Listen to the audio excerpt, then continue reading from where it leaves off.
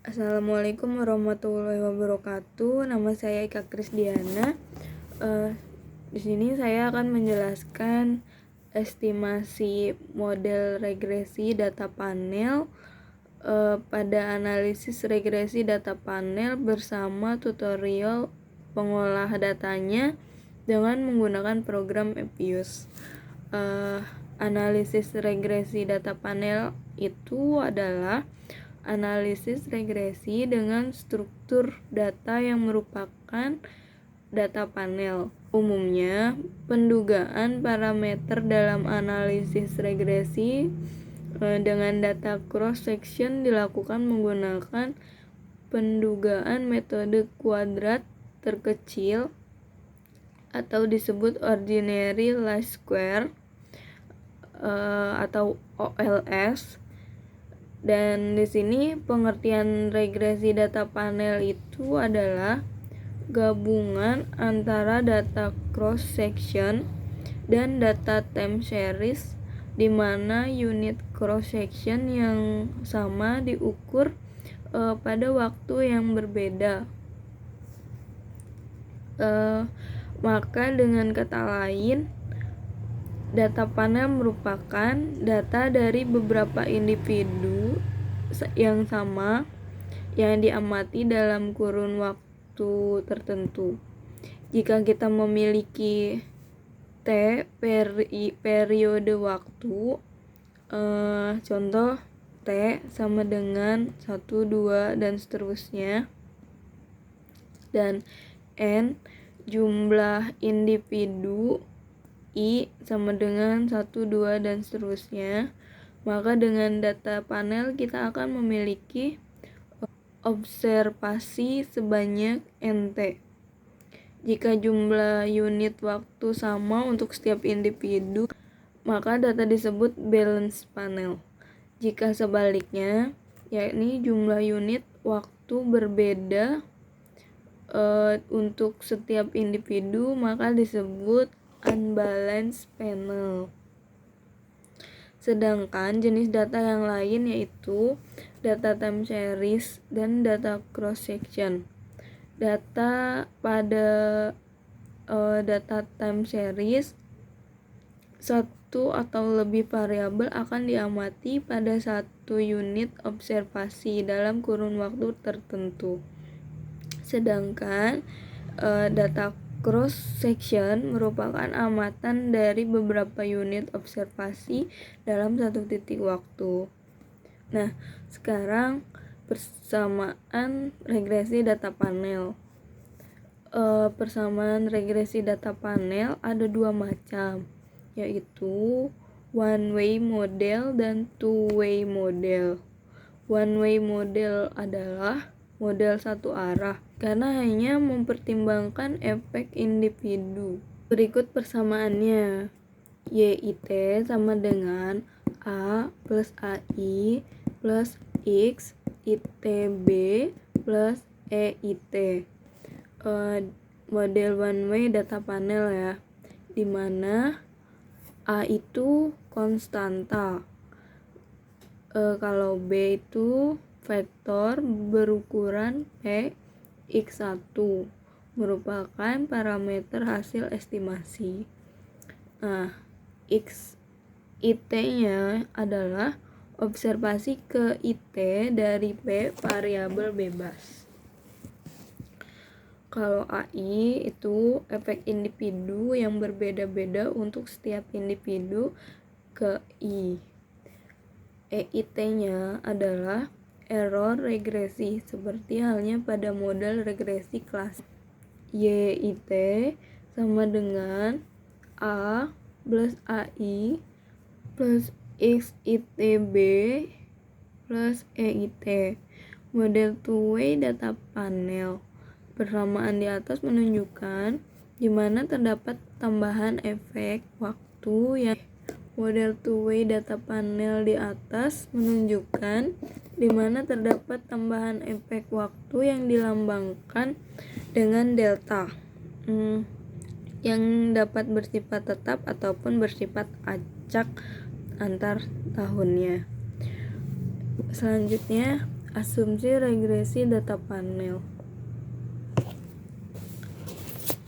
Metode regresi data panel akan memberikan hasil pendugaan yang bersifat Bayes linear unbiased estimation atau disingkat BLEU. Jika semua asumsi Gauss-Markov terpenuhi, diantaranya adalah non-autocorrelation. Non-autocorrelation inilah yang sulit terpenuhi pada saat kita melakukan analisis data pada data panel, sehingga pendugaan parameter tidak lagi bersifat BLEU. Jika ada data panel dianalisis dengan pendekatan model-model time series seperti fungsi transfer, maka mempertimbangkan keragaman yang terjadi dalam unit cross section. Selanjutnya, keuntungan regresi data panel. Keuntungan melakukan regresi data panel itu antara lain: 1. Dapat memberikan peneliti jumlah pengamatan yang besar, meningkatkan degree of freedom atau derajat kebebasan. Data memiliki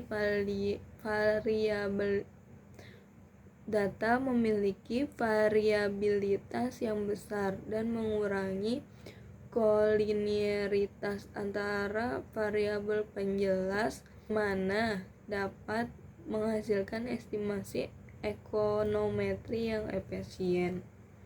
Yang kedua, panel data dapat memberikan informasi lebih banyak yang tidak dapat diberikan hanya oleh data cross section atau time series saja. Yang ketiga, panel data dapat memberikan penyelesaian yang lebih baik dalam inferensi perubahan dinamis dibandingkan data cross section. Selanjutnya, tahapan regresi data panel. Tidak seperti regresi biasanya ya. Regresi data panel ini harus melalui tahapan penentuan model estimasi yang tepat. Berikut diagram tahapan dari regresi data panel. Nah, penentuan model estimasinya begini ya. Ada common effect model, fixed effect model, random effect model. Penentuan model estimasinya juga ada yang Coutts, Lagrange multiplier, Hausman test. Lalu pengujian asumsi dan kesesuaian model itu ada normalitas, multikolonialitas, heteroskedastisitas, dan autokorelasi. Lalu selanjutnya interpretasi, itu ada adjust R-square, uji F, uji parsial, goodness of fit, persaingan regresi. Ya, itu ya. Selanjutnya penentuan model estimasi. Dalam metode estimasi model regresi dengan menggunakan data panel dapat dilakukan melalui 3 pendekatan, antara lain common effect model atau pooled least square atau PLS merupakan pendekatan model data panel yang paling sederhana karena hanya mengkombinasikan data time series dan cross section. Pada model ini tidak diperhatikan dimensi waktu maupun individu, sehingga diasumsikan bahwa perilaku data perusahaan sama dalam berbagai kurun waktu. Metode ini bisa menggunakan pendekatan ordinary least square. atau OLS atau teknik kuadrat terkecil. Selanjutnya Fixed Effect Model atau FE.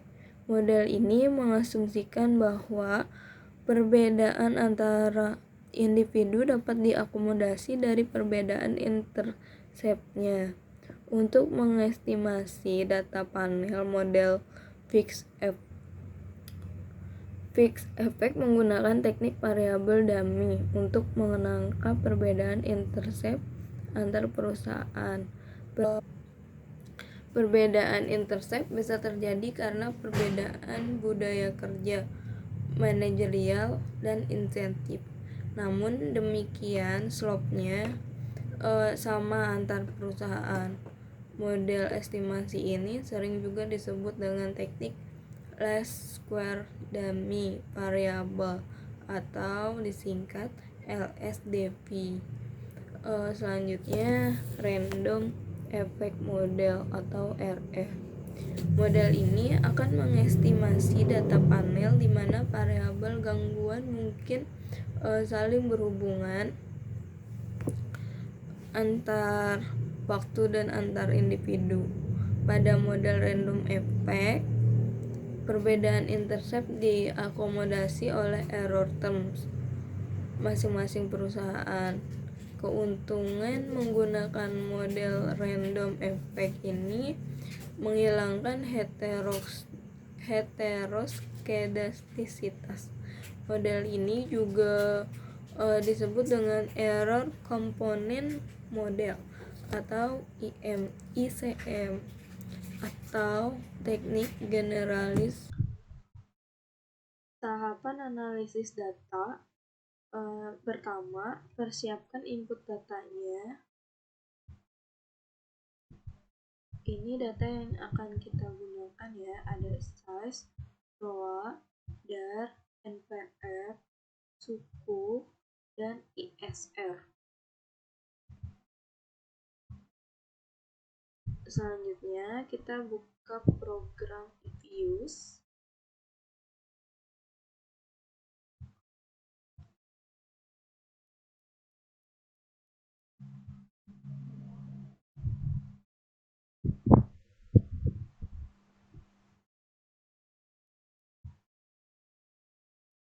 Lalu kita klik Create a New Views Profile.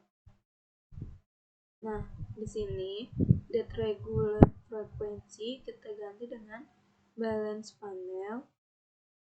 Start date-nya kita ganti dengan 2012. Dan end date-nya kita ganti 2016. Number of cross section-nya kita jadi 9 karena sesuai dengan contoh data yang telah disiapkan dari 9 perusahaan dengan periode tahunan 2012 sampai dengan 2016. Lalu WF-nya kita klik data panel. Kita klik OK. Membuat template untuk variabel penelitian. Dalam hal ini ada 6 variabel yang ada sesuai dengan data yang sudah ditampilkan, yaitu variabel size, ROA, DAR, NPF, suku, dan ISR. Yang pertama itu variabel size. Kita klik object, lalu new object, series, until-nya kita ganti dengan size. Klik OK.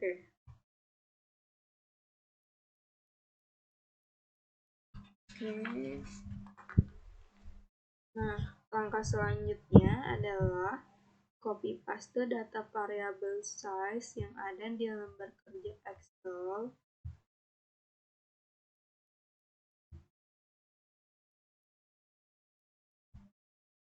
Kita copy paste lagi ya di lembar kerja Excel ISR. Copy. Kita masuk lagi ke program Upius dengan lembar kerja ISR, edit, lalu klik paste. Hasilnya akan seperti itu ya teman-teman. Lalu langkah selanjutnya yaitu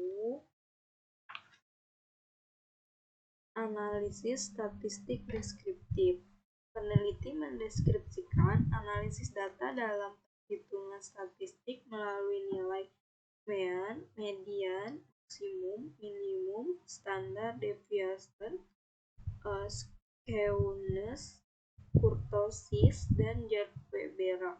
Untuk melakukan analisis statistik deskriptif, langkah yang harus dilakukan adalah dengan klik menu quick di atas.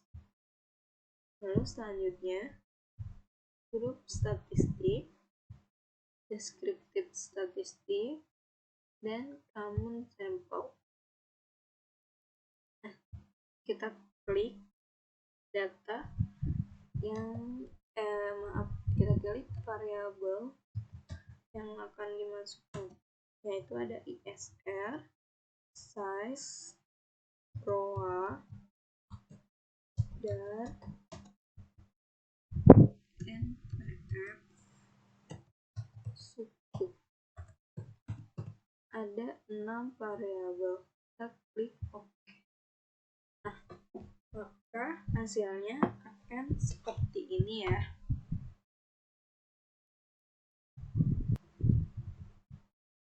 Untuk menyimpan, klik tab name, lalu klik beri nama dulu ya, name to identify object grup 1, misal 300, name to identify object grup 1 misal, lalu kita klik OK. Pada tabel di atas dapat dijelaskan bahwa jumlah data observation yang digunakan dalam penelitian ini sebanyak 75 data. Mean adalah rata-rata data diperoleh dengan menjumlahkan seluruh data dan membaginya dengan cacah data. Nilai mean terbesar dialami oleh variabel size. Ya, di sini ya. Yaitu sebesar 16,39022.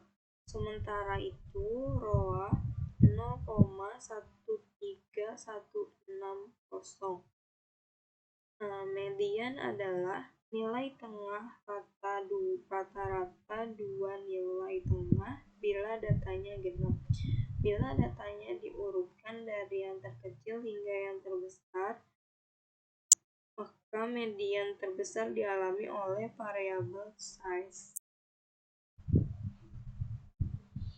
yaitu sebesar 16,46000. Sementara variabel suku memiliki median terkecil, yaitu sebesar 0,000000. Lalu maksimum adalah nilai paling besar dari data. Maksimum terbesar dialami oleh variabel size, ya, yaitu sebesar 18,18000.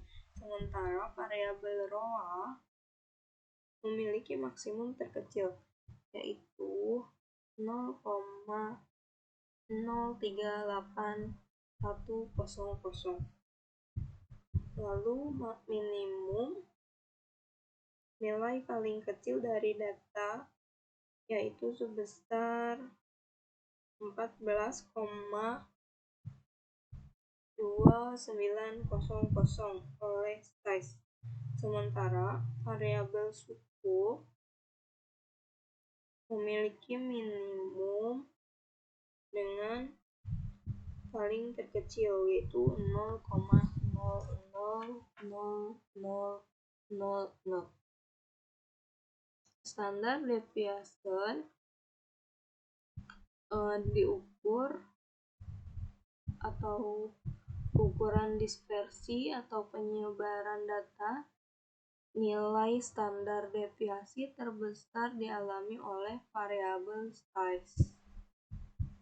Ini ya, sebesar 1,075476, yang berarti bahwa variabel LDR memiliki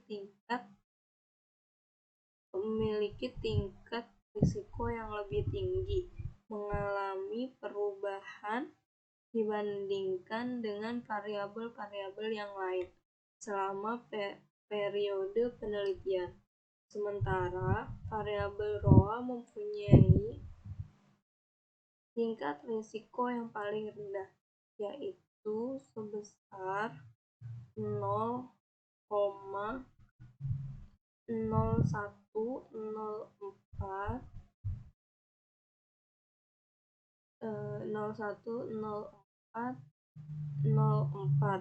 Hal ini menunjukkan bahwa variabel ROA selama periode penelitian mengalami perubahan yang tidak terlalu fluktuatif. Lalu selanjutnya, skewness adalah ukuran asimetri distribusi data di sekitar mean.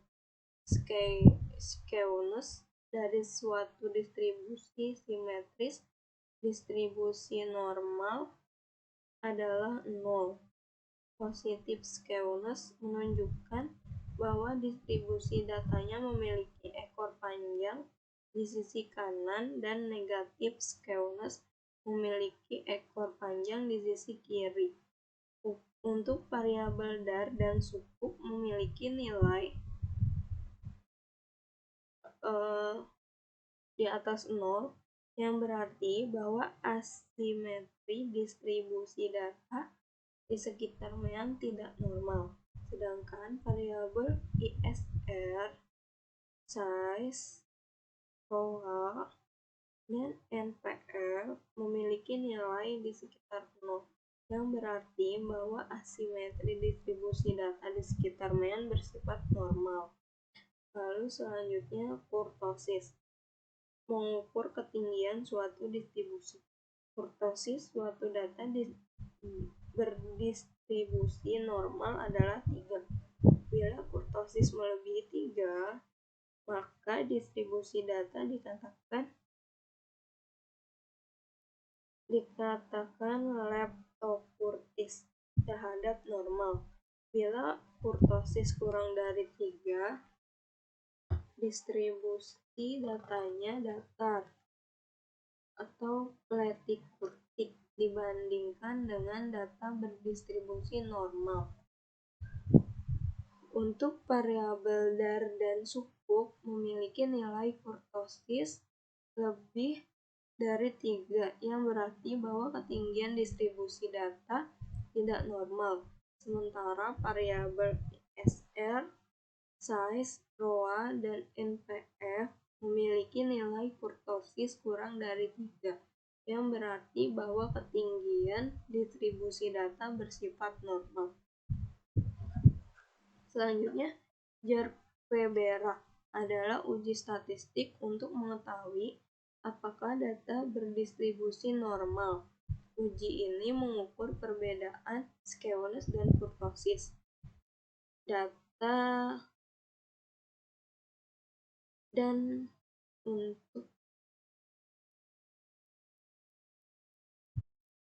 uji ini mengukur perbedaan skewness dan kurtosis data dan dibandingkan dengan apabila datanya bersifat normal dengan H0 pada data berdistribusi normal. Uji Jar-Perbera distribusi dengan X2 dengan derajat bebas degree of freedom sebesar 2. Selanjutnya, probability menunjukkan kemungkinan nilai Jar-Perbera melebihi dalam nilai absolut. Nilai terobservasi di bawah hipotesis 0. Nilai probabilitas yang kecil cenderung mengarahkan pada penolakan hipotesis nol distribusi normal. Nilai probabilitas variabel ISR sebesar 0,7475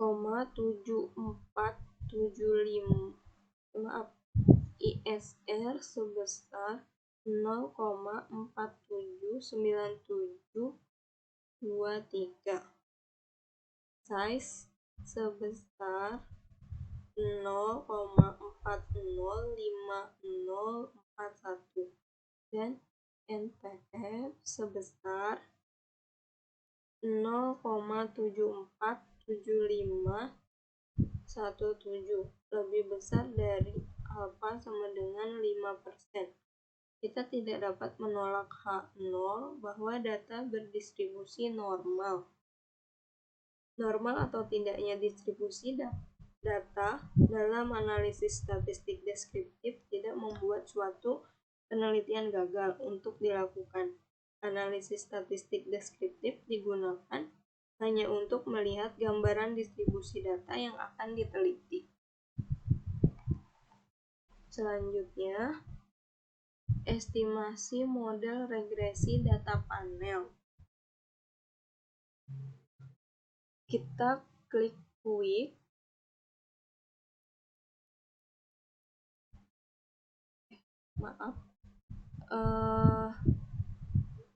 Estimasi model regresi data panel, yaitu yang pertama Common Effect Model CEM. Kita klik quick, lalu estimate equation, ketik persamaan yang akan diestimasi.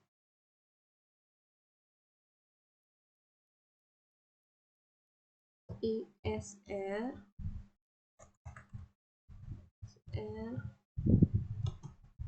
C size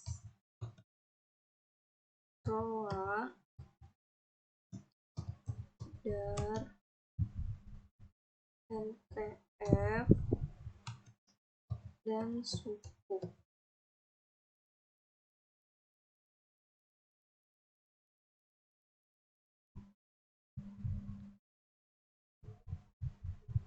Lalu kita pilih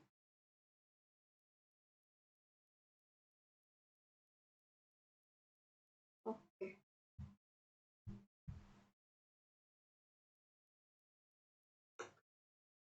Maka hasilnya akan seperti ini. Lalu selanjutnya klik tombol panel option. Kita klik quick, lalu estimate equation, lalu kita klik variabel yang tadi itu ya, yang 6 itu apa aja, itu ISR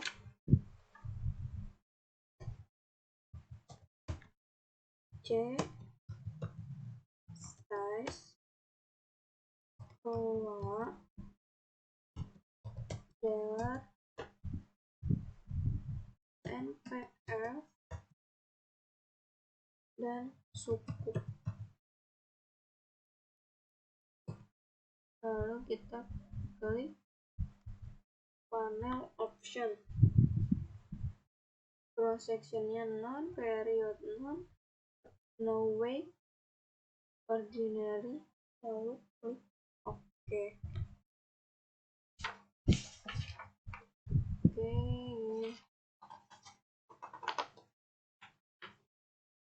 Maka tampilannya akan seperti ini.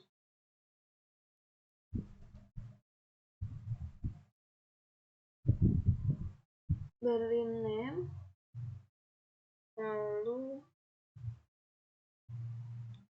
oke.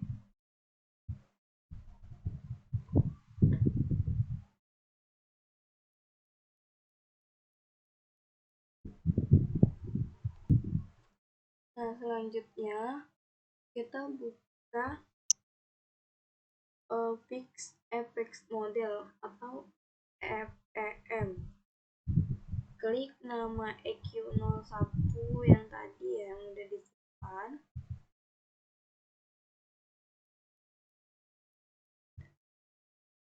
Oke. Lalu klik Estimate.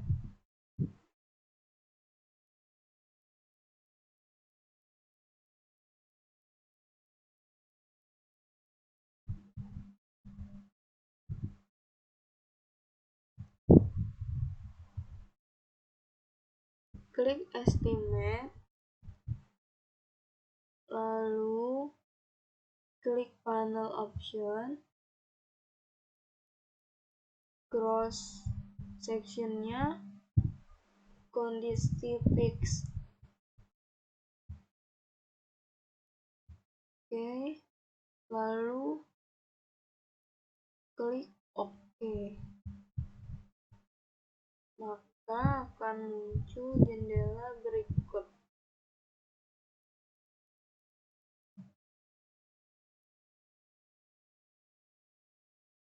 Maka hasil fix effect modelnya akan seperti ini.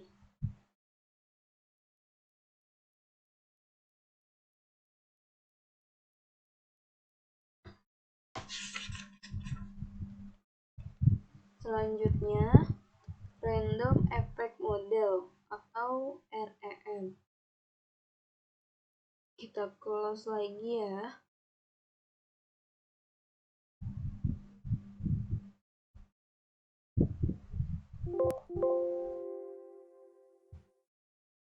Kita masuk ke data yang tadi, lalu klik Estimate, klik tombol Panel Option, cross sectionnya kondisi random, lalu klik OK. Maka hasilnya akan terlihat seperti ini. Maka akan dihasilkan bentuk random effect model.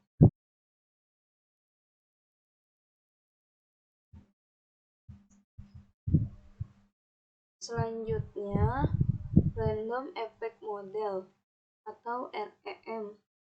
Klik nama file, lalu Estimate, lalu Panel Option, lalu cross sectionnya random, klik OK.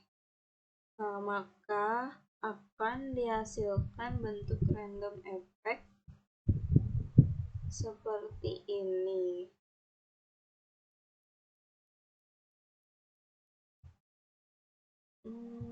Seperti ini ya. Demikian yang bisa saya sampaikan. Semoga tutorial berikut bermanfaat ya. Saya akhiri. Terima kasih sudah menonton video ini. Wassalamualaikum warahmatullahi wabarakatuh.